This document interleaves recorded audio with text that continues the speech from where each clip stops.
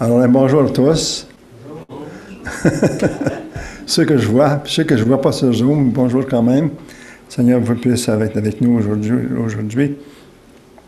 Ce matin, le sujet dont je veux prendre avec vous est tout à fait différent de celui que j'ai pris la semaine dernière. Nous débutons de 2024, comme vous savez bien, par principe personnel. J'aime terminer ce que je commence. J'ai commencé des choses dans 2022, 2023, puis que je n'ai pas des messages que je n'ai pas terminé la série. Alors, ces temps derniers, j'ai remarqué avoir commencé différents sujets sans les avoir terminés. En avril 22, j'ai commencé une série sur les prescriptions ou les comment. C'est une série de 11 sujets d'études de formation pour les disciples ou disciples, comme on dit. C'était des enseignements de base, mais je trouvais que c'était bon. Les enseignements de base, c'est bon de revoir ces sujets-là pour nous. Nous avions pris comment savoir avec certitude que vous êtes sauvés. On a pris déjà aussi comment expérimenter le pardon paternel de Dieu, comment pardonner et comment demander pardon aux autres, comment être rempli de l'Esprit, comment marcher selon l'Esprit, comment et pourquoi se nourrir de la parole de Dieu, comment se nourrir de la parole aujourd'hui, c'est comment prier par la foi.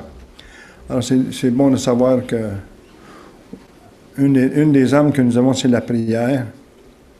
Nous savons que dans un temps, aujourd'hui, les temps difficiles, alors on sait un des ministères que l'Église devrait être, toutes les Églises devraient vraiment être, c'est la prière. Je dis ça pour moi-même aussi. Alors, comment prier par la foi, c'est le titre de mon message. Concernant la prière, c'est une activité importante. C'est la vie du disciple de Jésus-Christ. Il y a un verset dans Luc 18, 8, je vais le lire. « Mais quand le Fils de l'homme viendra, trouveras-tu de la foi sur la terre? » Bon, bien, ça, je crois que c'est pas pour nécessairement les chrétiens. Il va y avoir des chrétiens, des croyants. Mais quand on témoigne au monde aujourd'hui, on voit que la foi n'est plus comme autrefois. La foi, elle est là. Alors, c'est pour nous devons contrecarrer ça. La foi est très, très disparue. Les hommes n'ont pas plus. Il y a très peu de foi. Le but de cette leçon est adapté par la prédication, d'apprendre l'utilité de la prière. Nous verrons les entraves possibles à l'exaucement de nos prières et apprendrons comment nous approprier correctement et merveilleusement les promesses faites par notre Seigneur Jésus-Christ. Alors, étant donné que nous verrons ensemble un enseignement de base pour la formation d'un bon nombre d'entre vous, peut-être ça sera juste un rappel, mais qu'est-ce qui est important, c'est pas, j'apporte peut-être pas nécessairement de nouveau, c'est de rappeler les choses, de rappeler les choses que nous savons déjà, que nous sommes peut-être portés à les négliger. Alors, je pense que vous avez la compréhension de patienter avec moi pour ça. J'ai fait la prédication sous forme de question. Qu'est-ce que la prière? La prière est notre moyen de communiquer avec Dieu. Dieu va communiquer avec nous par sa parole, oui, mais la prière est un dialogue entre deux personnes qui apprennent à mieux se connaître et qui s'aiment et qui font confiance l'un à l'autre. Prier ne devrait pas être une pénitence. Autrefois, jeunes dans les églises, nous étions, pour les pénitences, nous donnions des prières pour faire des pénitences, mais la prière ne devrait pas l'être. Pour nous l'aimons parce qu'il nous a aimés le premier, nous dit 1 Jean 4, verset 19. Comme enfants de Dieu, nous sommes invités à venir dans sa présence par la prière avec assurance. Voici un verset, Hébreux 4, 18, qui dit « Approchons-nous donc avec assurance au trône de la grâce afin d'obtenir miséricorde et de trouver de grâce pour être secourus dans nos besoins. » Alors, la prière est demandée et de recevoir du Seigneur Jésus. Jésus dit, jusqu'à présent, je n'avais rien demandé, dit-il à ses apôtres, en mon nom. Demandez, et vous recevrez afin que votre joie soit parfaite. Dans Jean 16, 24. On a un peu qu'est-ce que c'est la prière, mais qui peut prier? Qui sont les personnes qui peuvent prier? La personne qui appartient à Jésus-Christ. Il y a toute personne ici qui appartient à Jésus-Christ. Vous avez le droit de prier. Vous êtes invité de prier. Hébreux 10, 22 dit, approchons-nous avec un cœur sincère, dans la plénitude de la foi, les cœurs purifiés d'une mauvaise conscience. Parfois, des chrétiens ne se voient pas assez dignes ou aussi dignes que les autres pour prier. Mais notre dignité vient de Christ, ne vient pas d'aucunement de nous-mêmes. Moi, en tant que responsable ancien d'Église ici, je ne suis pas plus digne que vous pour que vous l'êtes dans la prière. La prière nous donne une intercession. Nous sommes tous égaux. Des fois, il y en a qui m'ont demandé le pasteur de prier plus. Ils pensent que le pasteur est plus digne. Non, nous ne sommes pas plus dignes. Nous avons les mêmes conditions que vous à faire pour la prière. Alors, ça, c'est la première chose.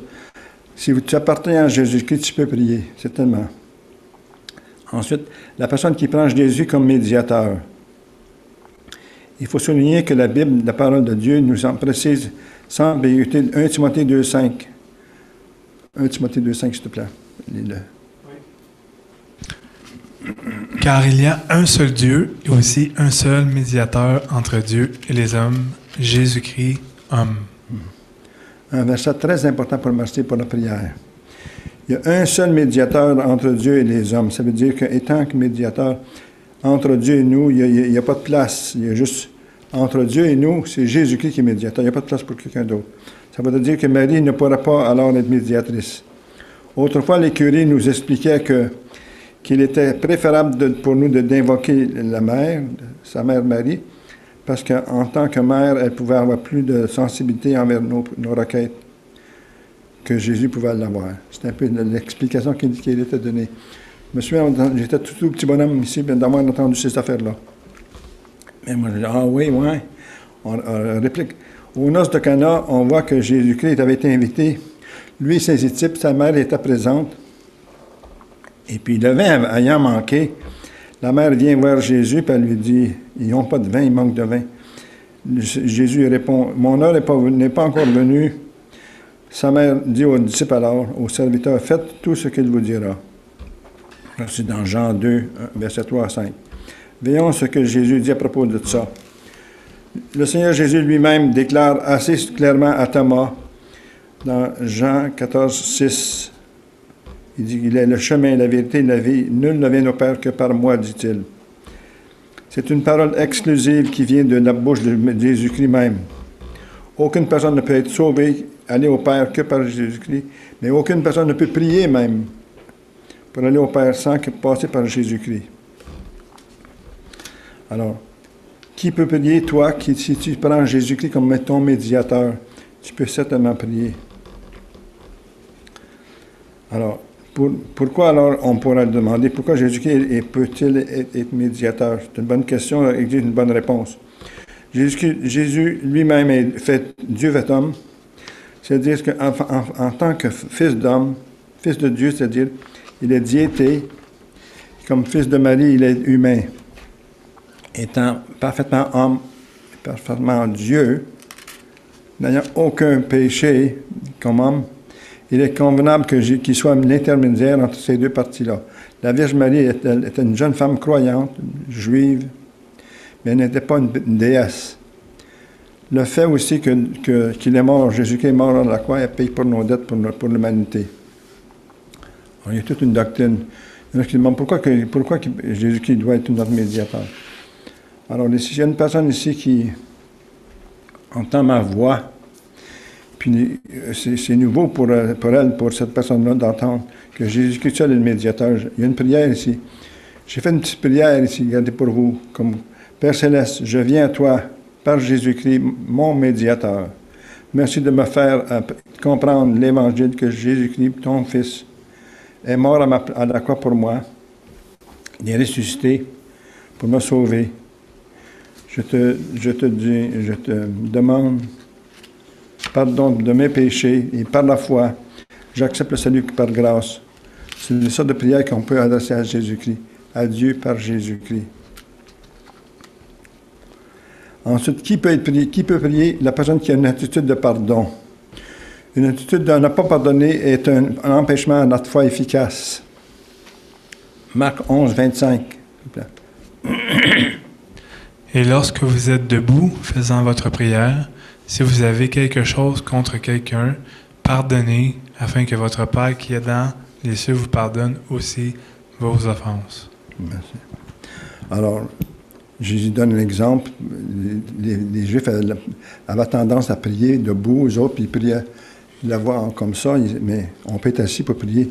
Puis pendant qu'on sommes en prière, il dit, si tu penses à quelqu'un, que tu n'as pas pardonné quelqu'un de tes frères, une sœur ou même un voisin, que ce soit. Alors, il s'agit de quelqu'un ici, c'est peut-être souvent quelqu'un de notre famille. On a peut-être quelqu'un de notre famille. Alors, il dit de pardonner pour que le Père puisse ensuite nous pardonner. Quatrième chose, la personne qui démontre de l'amour envers les gens. Alors, ici, 1 Pierre 4, versets 7 et 8, Pierre dit ça, lui. La fin de toute chose est proche. Soyez donc sages et sobres pour vaquer à la prière. Avant tout, ayez les uns pour les autres une ardente charité, car la charité couvre une multitude de péchés. Merci. Vaquer, ce n'est pas un mot qu'on utilise souvent, ça, vaquer. Vaquer, ça veut dire quoi? Mais ça veut dire de s'occuper, de s'impliquer avec quelqu'un d'autre à la prière.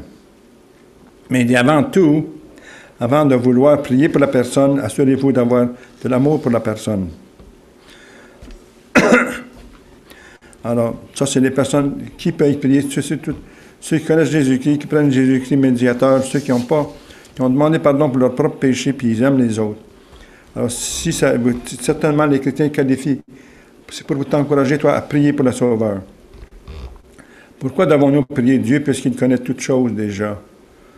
Bon, mais pour que Dieu puisse recevoir la gloire. Il y a Jean 14, 13 qui nous dit, « Et tout ce que vous demanderez à mon nom, je le ferai, afin que le Père soit glorifié dans le Fils. » Le but de toute réponse à la prière est que Dieu, le Père, soit glorifié.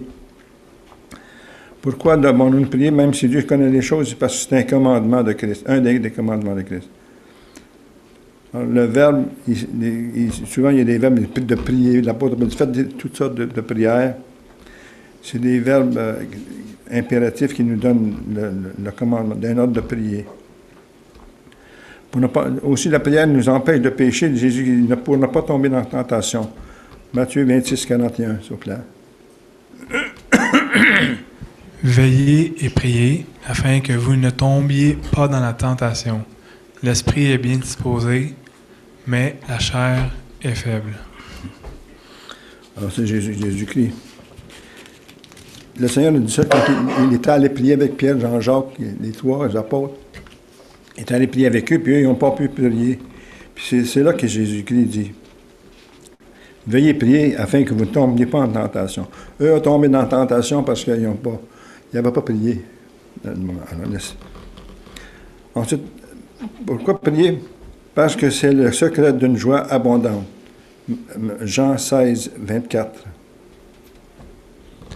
Jusqu'à présent, vous n'avez rien demandé en mon nom. Demandez et vous recevrez, afin que votre joie soit parfaite. Alors, quelle joie que ça produit quand on a une réponse à nos prières. C'est par la prière que Dieu aussi veut que nous fassions connaître tous nos besoins. 1 Pierre 5, 7.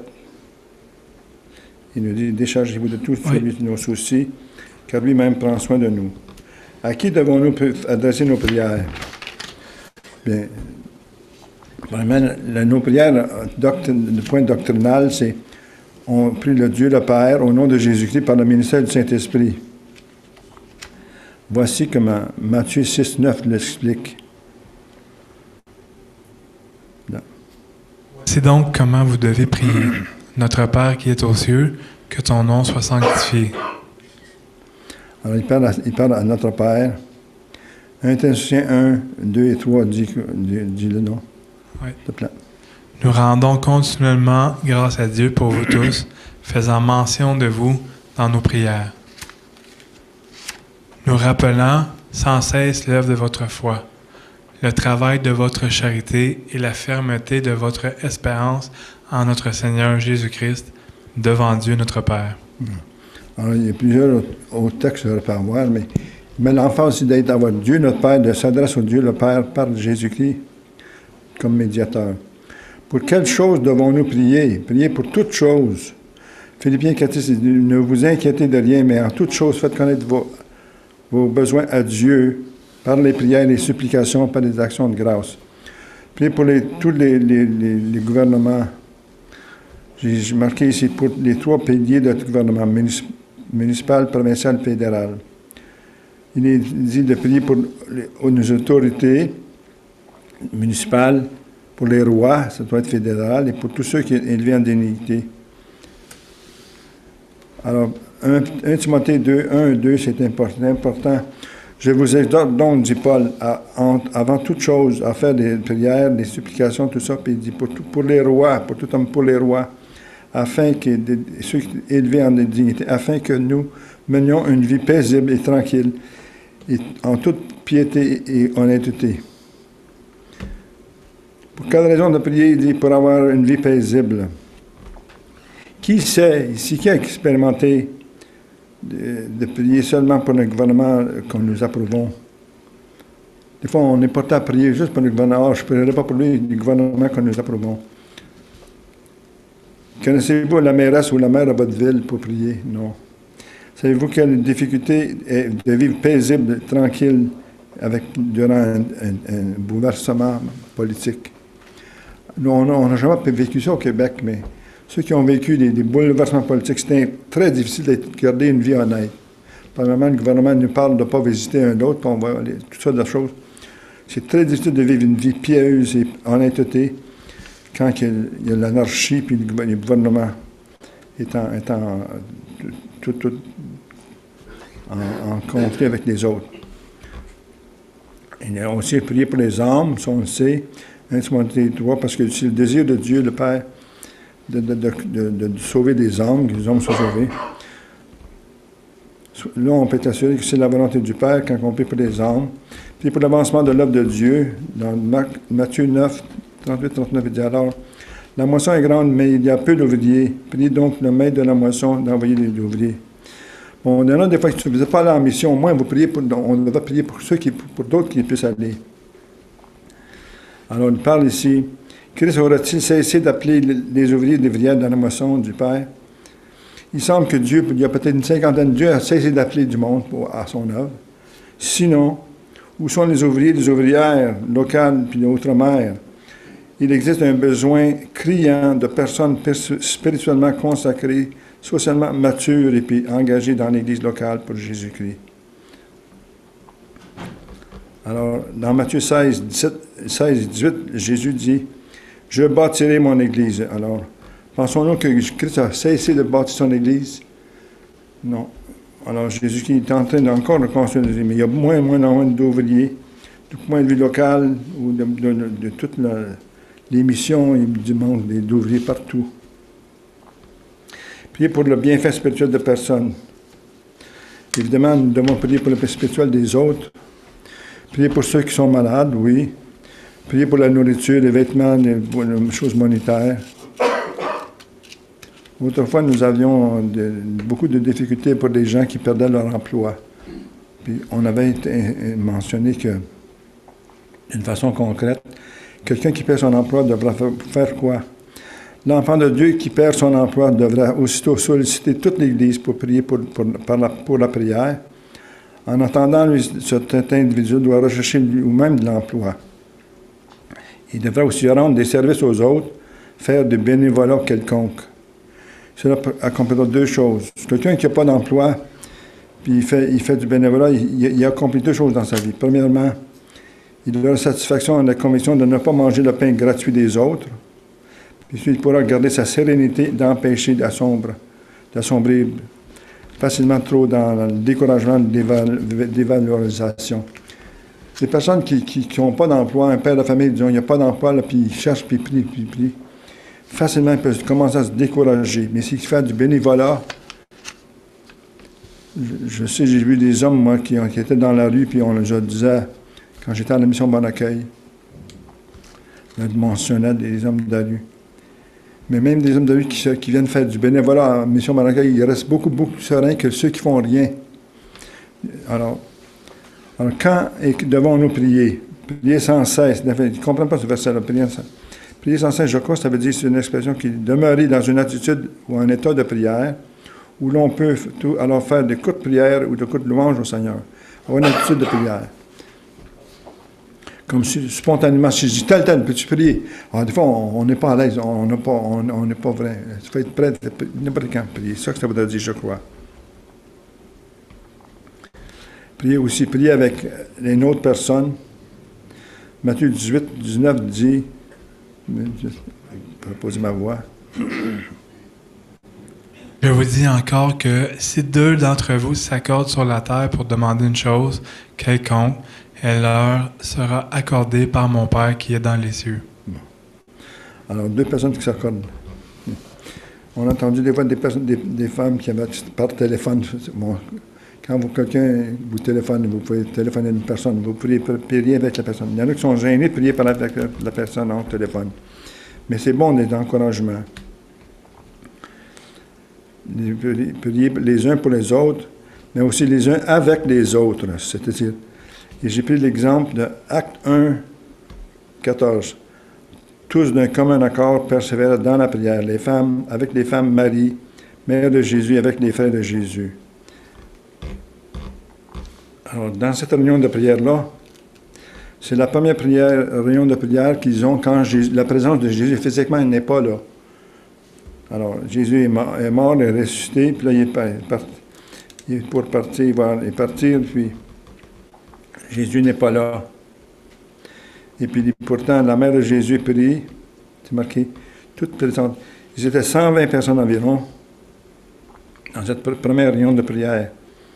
Avec les femmes quelles femmes c'était? Mais les femmes des disciples de Jésus, ou les épouses des apôtres.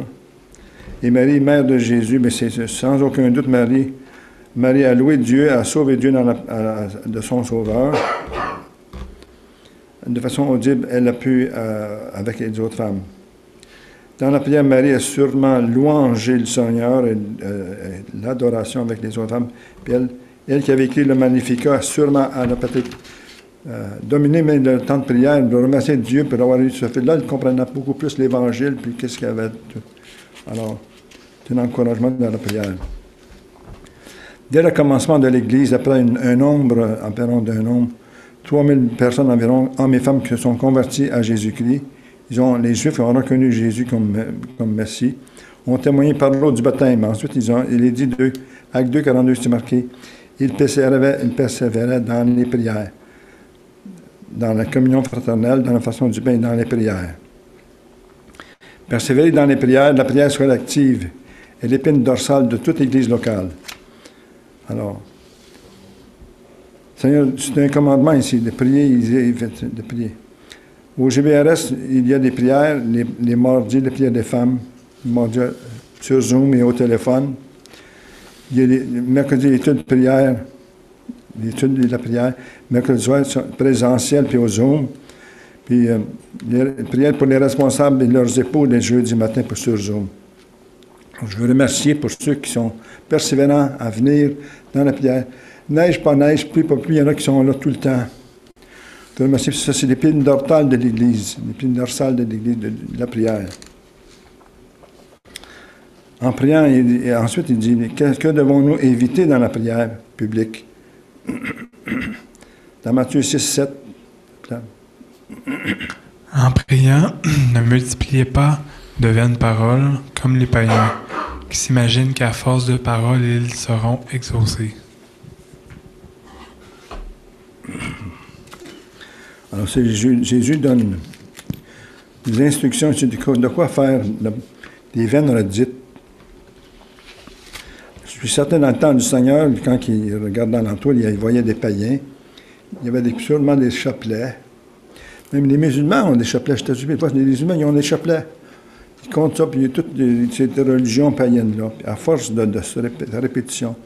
Alors, j'ai dit, ne multipliez pas de vaines paroles, comme les païens qui s'imaginent qu'à force de paroles, ils seront exaucés. Alors, pour nous, c'est répéter de vaines paroles. Ça, c'est la répétition d'un mot de locution de prière. Bon, les prières du chapelet, c'est une vaine redite. La pratique assez fréquente parmi les chrétiens évangéliques, par exemple, est pas avoir le chapelet, mais c'est d'interjeter dans leur prière publique le nom de Dieu, le nom du Seigneur, d'une façon répétitive. Il y en a qui font ça inconsciemment, mais je pense qu'on devrait être dans l'amour d'être capable de se corriger pour que ceux qui entendent, ça devient très, très difficile pour ceux qui entendent. Alors, c'est comme les dames, si je parle à Liliane, je dis Liliane, bonjour Liliane, je dis ça va bien Liliane, oui Liliane, qu'est-ce qu'on va voir, souper Liliane, puis alors, vous comprenez, Liliane, je parle à Liliane, je ne suis pas obligé de répéter son nom. Il y en a qui parlent à Dieu, oui Dieu, mais Seigneur, c'est ça que je veux dire. Il faut éliminer ça, il faut essayer d'y penser. Parce que c'est dur pour ceux qui écoutent ça. Moi, j'étais jeune déjà, puis je commençais à écouter. Il y avait un monsieur qui priait, je comptais des fois, je disais à mon frère, 5, 7, 10 fois ton nom, Dieu, ou le Seigneur, des choses comme ça. Alors, c'est dur à écouter. Alors, si je le fais, moi, vous me seulement comme venir me le dire dans le privé, puis déjà, quelqu'un m'a crié en privé. Je priais la tête, la femme m'a levé le menton pour prier comme ça, pour comprendre. Mais c'est ça, il faut se corriger. Prier en prier pour qu'on comprenne les mercredis soirs, autrement, on ne comprend pas la moitié qu'est-ce qui est prié, puis qu'est-ce qui est dit. Alors Jésus, ensuite, il a dit ça, aussi de longues prières. Il faut éviter des vaines de redite en public et de longues prières. De longues prières, c'est en privé, tu pries 2 heures de temps si tu veux d'en prier, pas de problème. Mais en privé, en public, il faut prier de courtes prières. Alors, je pense pas. Alors, le Seigneur dit, malheur à vous, dit scribes et pharisiens hypocrites, parce que vous dévorez les maisons des veuves et vous faites de l'apparence de longues prières à cause de ça, vous serez jugés plus sévèrement. Ces paroles semblent très dures pour nous, mais n'oublions pas que les scribes et pharisiens étaient l'autorité religieuse, ils devaient montrer l'exemple au peuple, mais ils agissaient avec hypocrisie, l'orgueil, pour bien paraître en public.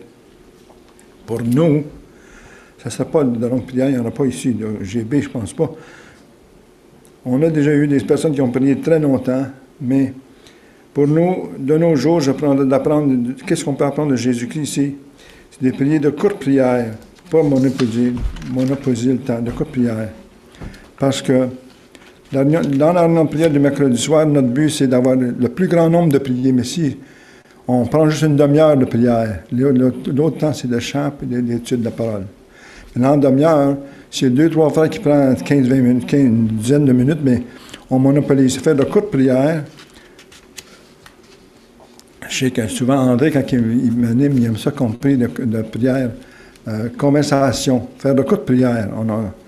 Je n'ai pas voulu l'enseigner cette fois-ci, mais une bonne fois, on devrait peut-être l'enseigner comment prier de courtes prières en public pour que tout le monde puisse contribuer.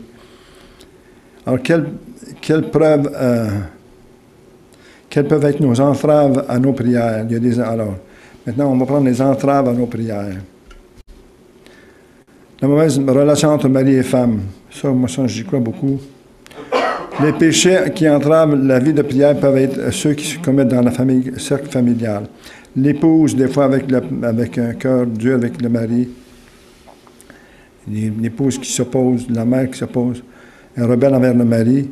Elle a fait serment d'être soumise, elle ne l'est pas. Alors, l'Esprit Saint, il est très sensible quand on voit le foyer divisé pour la prière. Le mari, c'est marqué, le mari, comme les femmes, ont leur prière entravée s'ils ne se conduisent pas selon l'ordre divin dans leur relation conjugale. On voit ça dans 1 Pierre 3, 7. S'il te plaît. Marie, montrez à votre tour de la sagesse dans vos rapports avec vos femmes. Comme avec un sexe plus faible, honorez-les, comme devant aussi hériter avec vous de la grâce de la vie. Qu'il en soit ainsi, afin que rien ne vienne faire obstacle à vos prières. Merci, qu'ils viennent, afin que rien ne vienne faire obstacle à vos prières. Moi, comme père de famille, j'ai pris ça très au sérieux, de prier, d'aller voir mon épouse, de demander s'il y avait quelque chose entre nous. Je prends ça littéralement, c'est ça. Puis il n'y a pas d'obstacle dans nos prières. Alors, le mari doit se comporter avec sagesse selon vis-à-vis de son épouse. Le mari doit montrer des égards l'honneur envers elle. Le mari doit la considérer comme héritière avec lui de la grâce de la vie. Sinon, il s'expose à ces prières non exaucées. Alors, Ensuite, refus de pardonner une autre personne est une autre entrave aussi. En Marc 11, versets 24 et 25. C'est pourquoi je vous dis, tout ce que vous demanderez en priant, croyez que vous l'avez reçu et vous le verrez s'accomplir. Et lorsque vous êtes debout faisant votre prière, si vous avez quelque chose contre quelqu'un, pardonnez, afin que votre Père qui est dans les cieux vous pardonne aussi vos offenses. Merci. Alors voici toute une promesse. Tout ce que vous demanderez en priant, croyez que vous l'avez reçu et vous le verrez. C'est toute une promesse, ça. C'est incroyable. La chose, c'est conditionnel quand même. Hein? Il faut pardonner. Si j'ai un doute sur quelque chose, il faut que je téléphone la personne, il faut complètement, ma conscience soit complètement claire. Dans ce moment-ci, là, si toi, pense à quelqu'un, là, tu devras aller voir, là. C'est parce que l'Esprit Saint, laisse te parler. S'il y a quelqu'un, pour que tu sois devant le Seigneur, quand tu te présentes devant Dieu, je me souviens de me présenter quand mes enfants étaient jeunes. Seigneur, je dis, il n'y a rien entre ton épouse et moi, elle vient de me le dire. C'est bon de savoir ça, vous comprenez? Alors lorsque nous ne sommes pas bien réconciliés avec un frère ou une sœur dans l'assemblée, alors il donne l'exemple dans Matthieu 5, 24, il dit de laisser l'offrande là pour aller, si on se souvient qu'il y a quelqu'un, il y a quelque chose contre nous. Pas nous avons, s'il y a quelqu'un qui a quelque chose contre nous. Ça, c'est plus difficile à juger, mais quand même. Si notre but, c'est d'avoir une conscience claire, là, c'est mieux de vérifier. Les croyants de l'ancienne alliance étaient demandés de ne pas faire l'offrande, d'aller se réconcilier. Pour Dieu, c'est plus important qu'on se réconcilie avec quelqu'un que prendre l'offrande, de faire une offrande pour lui. Alors, il y a un manque de libéralité, ou c'est une autre façon qu'on peut... Un obstacle à nos prières. Le péché non confessé, non réglé dans notre vie. Je saute les points ici. Alors, une des entraves évidentes est que de nos prières soient exaucées est le mal, le péché non confessé, non réglé dans notre vie. Des fois, je dis ça, c'est pas pour, des fois, c'est pour aider les personnes qui pèsent. Vous avez quelque chose sur votre épaule, ça vous pèse beaucoup. On ne partage pas personne. Faites-le, faites ceci, ça. 1 Pierre 3,12 dit quoi ici? 1 Pierre 3,12, s'il te plaît. Car les yeux du Seigneur sont sur les justes, et ses oreilles sont attentives à leurs prières. Mais la face du Seigneur est contre ceux qui font le mal. Font le mal. C'est pas juste les inconvertis qui font le mal qui vont tuer les autres, là. Ils font le mal, c'est un des siens qui n'a pas clair, qui n'a pas complètement bonne conscience. 1 Jean 1, 8 et 10. Si nous disons que nous n'avons pas de péché, nous nous séduisons nous-mêmes, et la vérité n'est point en nous. Si nous disons que nous n'avons pas péché, nous le faisons menteur, et sa parole n'est point en nous. Bon. Alors ça, c'est à la lumière de ces versets, ces deux versets, voyons ce que signifie l'allocution, ceux qui font le mal. Me dire à moi-même que je ne pêche pas, ou presque plus. Tu ne peux pas dire ça, non, mais des fois, c'est des choses, il faut combattre sur le verset 8. Hein? Ou prétendre que je n'ai pas fait de péché, je n'ai pas bien fait, surtout que quand l'Esprit Saint me met mal à l'aise dans quelque chose. Ne pas avouer comme mal lorsque la conscience nous en accuse par l'Esprit Saint.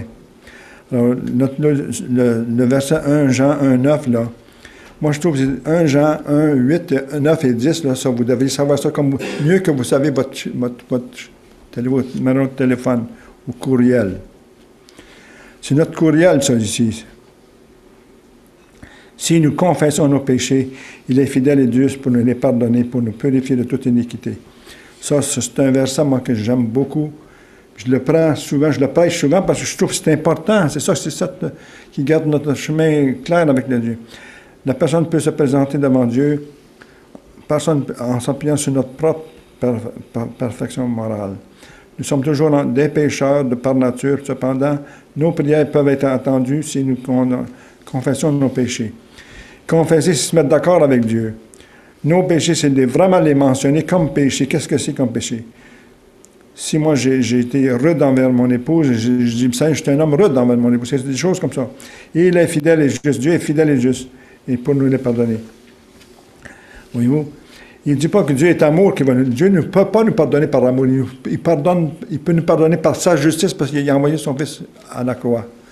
On pense que Dieu va nous pardonner parce qu'il est lui, Dieu d'amour. Dieu ne peut pas nous pardonner par son amour. Il peut nous aimer. Parce qu'il nous a aimés, lui, il nous a envoyé son Fils à la croix. Vous comprenez? Il est fidèle et juste pour nous pardonner. Il ne dit pas, il est amour et puis il va nous pardonner pour nous pardonner, non. Pour nous pardonner et pour nous purifier de toute iniquité. Alors, c'est important ce verset-là ici. Alors, que doit contenir nos prières? Bon. Alors, pour éviter que nous devenions égoïstes, exigeants, centrés sur nous-mêmes, jaloux, pleins d'ingratitude et d'insensibilité aux besoins des autres, Dieu, dans sa grande sagesse, nous a instruit dans sa parole que nos prières doivent contenir au moins 3 éléments importants. Alors, je trouve que c'est important de savoir ces choses-là. 1 Timothée 2:1, s'il te plaît. J'exhorte donc, avant toute chose, à faire des prières, des supplications, des requêtes, des actions de grâce pour tous les hommes. Merci. Philippiens 4:6, même chose.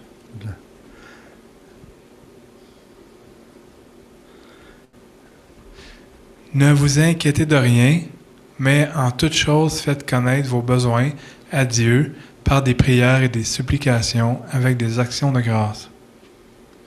Bon, ça, c'est presque une répétition de mot pour mot que l'apôtre Paul fait. Il fait à Timothée, à son jeune Timothée, il lui commence pour qu'il enseigne à l'Assemblée, puis il fait à l'église des Philippiens. Il leur dit là, trois éléments très importants. Premièrement, de prier pour soi-même.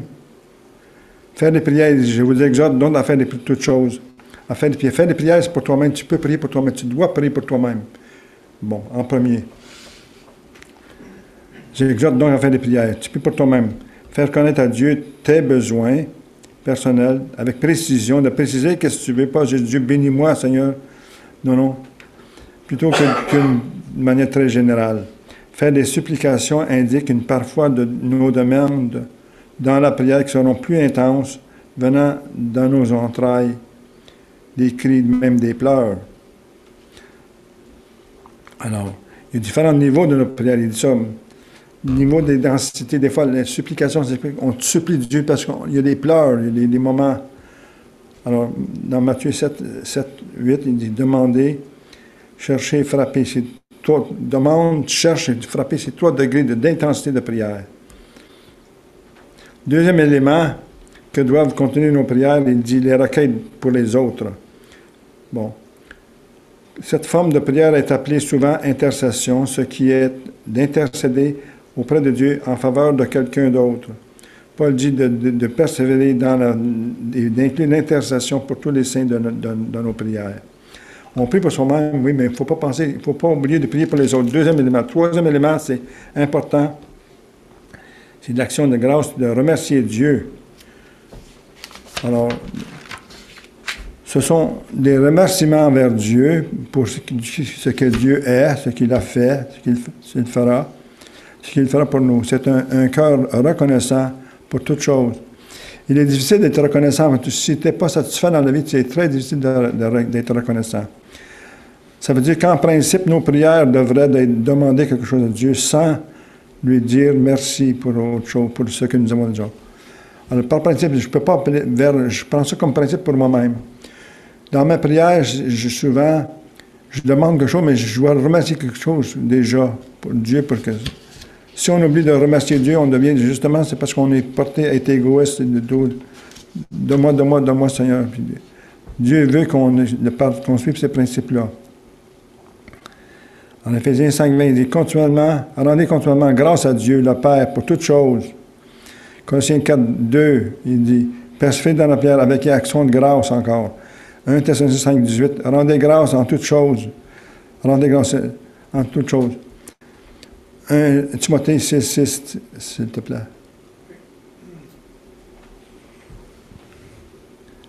C'est en effet une grande source de gain que la piété avec le contentement. Merci. La piété, c'est notre vie chrétienne avec le contentement. Êtes-vous satisfait des choses que vous avez déjà? Il faut être satisfait.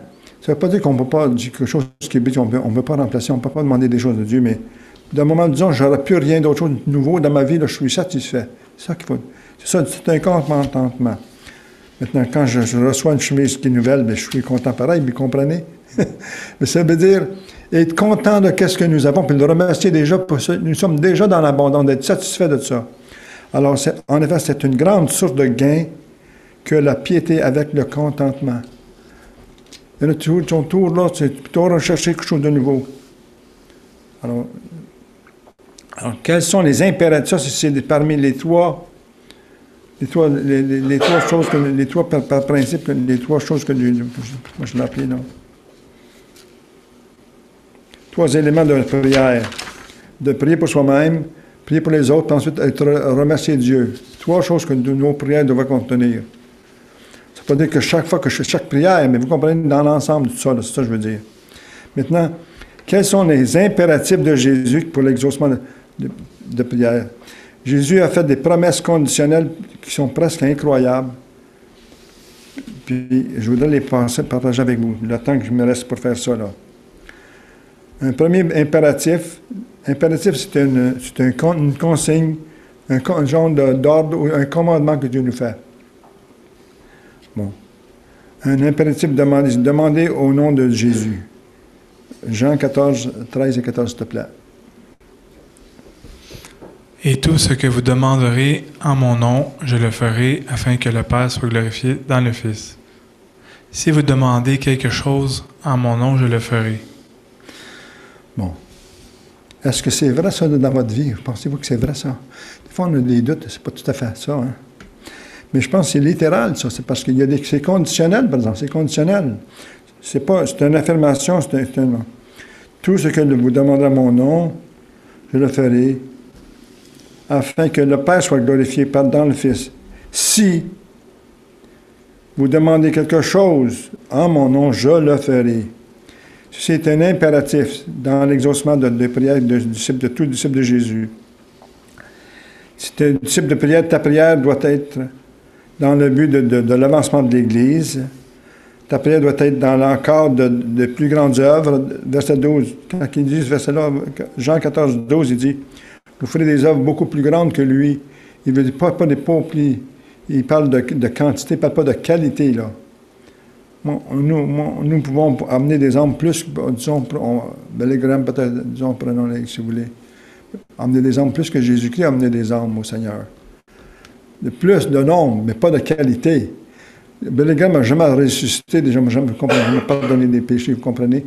C'est les qualités comparées à la quantité. Alors, la prière d'un disciple de Jésus-Christ doit la même chose que Jésus-Christ veut et désire d'accomplir. 1 Jean 5, 14, 15 nous dit quoi? Un verset très connu. Nous avons auprès de lui cette assurance que si nous demandons quelque chose selon sa volonté, il nous écoute. Et si nous savons qu'il nous écoute, quelque chose que nous demandions, nous savons que nous possédons la chose que nous lui avons demandée. Merci. Quelle qu'elle soit. Alors, c'est encore une grande promesse, c'est une promesse conditionnelle. Premièrement, savoir que c'est la volonté de Dieu. Sa prière doit être faite entre les mérites des seuls de Jésus-Christ aussi. Cet impératif ici ne dit pas que les chrétiens vont obtenir tout ce qu'ils vont demander. Par contre, il dit qu'il est spécifié que ce qu'ils auront reçu, c'est parce qu'ils l'auront demandé au nom de Jésus. Demander au nom de Jésus n'est pas une formule que l'on ajoute à la fin de nos prières, obligatoirement. Malgré que c'est bon de le faire, mais c'est pas ça nécessairement que ça veut dire. Ça l'inclut ça, mais c'est pas juste ça. Nous ne trouvons pas cette formule aucunement dans le Nouveau Testament. Si on lit toutes les prières du Nouveau Testament, il n'y a pas aucune prière qui est écrite au nom de Jésus-Christ, Amen. Aucune. Cherchez-la. Alors, c'est pas ça que ça veut dire. Ça veut dire dans le nom, on peut le faire. Je le fais moi aussi. C'est fois, je ne veux pas l'éliminer. Mais je veux pas. Il y en a qui ont juste, c'est juste ça. Ils vont, la sœur n'a pas dit au nom de Jésus-Christ à la fin de sa prière. Ou bien, le frère n'a pas fait ça. On n'est pas à juger ça. C'est parce que des personnes sont venues me voir déjà juger les autres. Je dis non, c'est pas ça que ça veut dire. C'est pour ça que je l'enseigne ici. C'est à nous de sonder notre propre cœur pour savoir si vraiment Chacune de nos prières, de nos requêtes, de nos demandes est bien faite en son nom, c'est-à-dire en sa pensée à Jésus, sa volonté, à son honneur à lui. Alors, ce n'est pas à nous de juger autrui ou une autre personne, un frère, dans la pensée ou dans notre cœur, s'il ne termine pas la formule avec au nom de Jésus. Il y a un autre impératif, un deuxième impératif du Seigneur Jésus. Demeurer en Christ et Christ demeurer dans sa parole demeure en nous. Jean 15, verset 7, s'il te plaît. Si vous demeurez en moi et que mes paroles demeurent en vous, demandez ce que vous voudrez et cela vous sera accordé. Encore là, voyez-vous, c'est toute une affaire, c'est toute une promesse. Mais il faut savoir, qu'est-ce que c'est c'est une chose imaginable, une promesse conditionnelle donnée sous forme d'impératif. Cet impératif à la prière a un double volet ici pour son exaucement. Premièrement, il est dit, si vous demeurez en moi, bon, encore c'est conditionnel, cela implique en premier lieu être en Christ, être sauvé. Être en Jésus-Christ, c'est le salut. OK? De là, ça voudrait dire aussi, demeurer en Christ implique de confesser et abandonner tout péché connu dans notre vie. As-tu, dans le moment où dans le présent, je parle là, est-ce que tu as un péché que tu n'as pas confessé à Dieu, qu'on retarde? Il faut le faire, c'est ça l'idée. Un manquement. Alors, c'est ça que ça veut dire. Dans sa parole.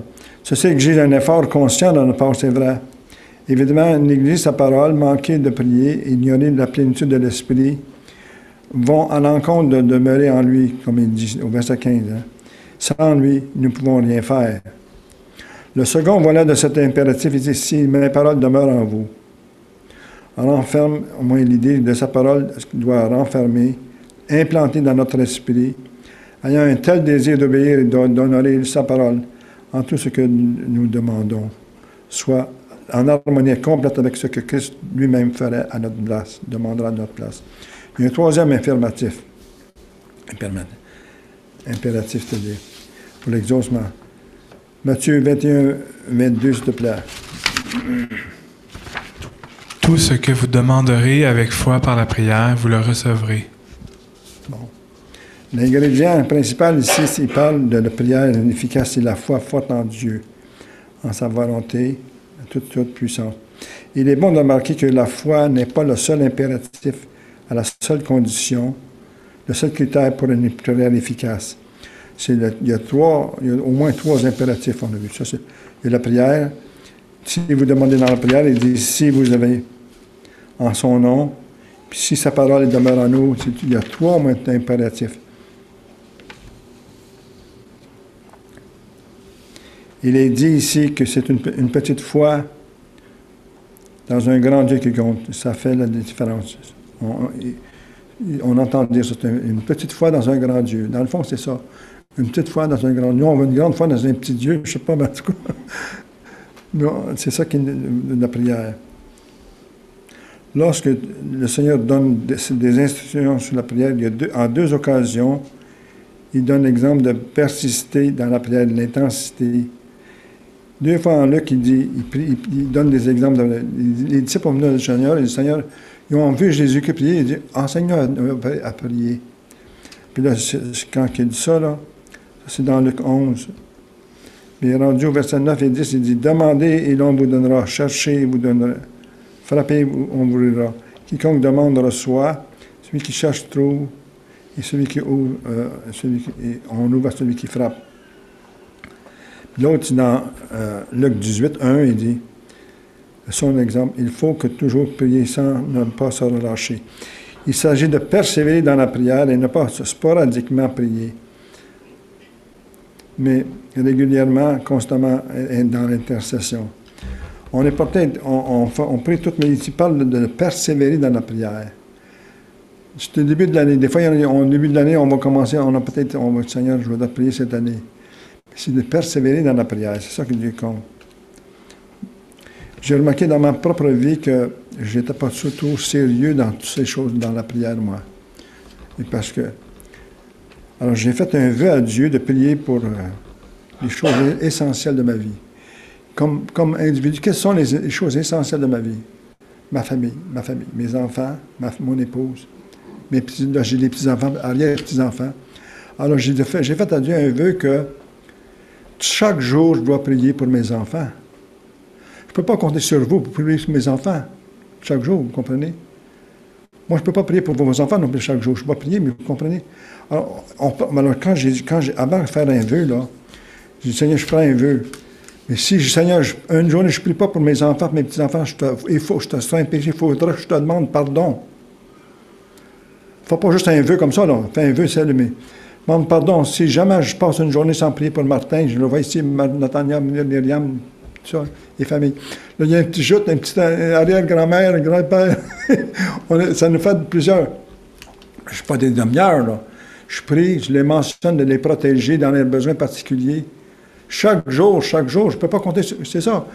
Et alors, quand j'ai dit, Seigneur, je vais prendre un vœu.